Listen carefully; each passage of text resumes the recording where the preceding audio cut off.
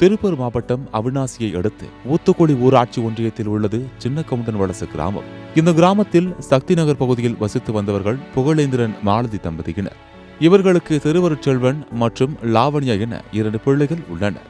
Corona பெருந்தொற்றால் பாதிக்கப்பட்ட இந்த தம்பதியினர் சிகிச்சை பலனின்றி உயிரிழந்தனர்.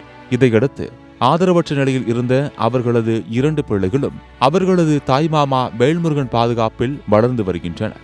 பனியன் கம்பெனியில் டெய்லராக பணிபுரிந்து வரும் வேல்முருகன் தனது சொற்ப சம்பளத்தை வைத்து லாவண்யா மற்றும் திருவருட்செல்வன் ஆகியோரை படிக்க வைத்து வளர்த்து வருகிறார்.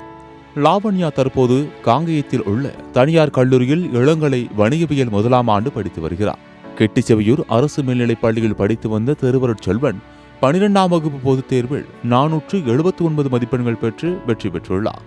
பெற்றோரை இழந்து உறவினர்களின் அரவணைப்பில் அரசு பள்ளியில் படித்து நல்ல மதிப்பெண்கள் பெற்ற திருவருட்செல்வன் விமானி ஆவதை தனது லட்சியம் என கூறியுள்ளார்.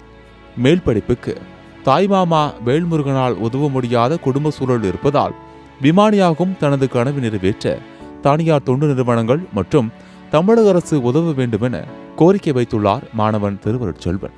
நான் இப்போ 12th 479 மார்க் எடுத்திருக்கேன். எனக்கு அப்பா அம்மா இல்லை, நான் படிக்க வச்ச எல்லாமே மாமா. எங்கள் அப்பா அம்மா பார்த்தீங்கன்னா கோவிட்ல டெத் ஆகிட்டாங்க.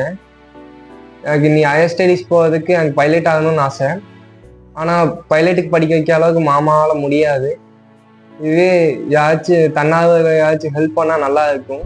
சத்தியம் செய்திகளுக்காக திருப்பூர் மாவட்ட செய்தியாளர் ஜெரியுடன் செய்திக்குழு.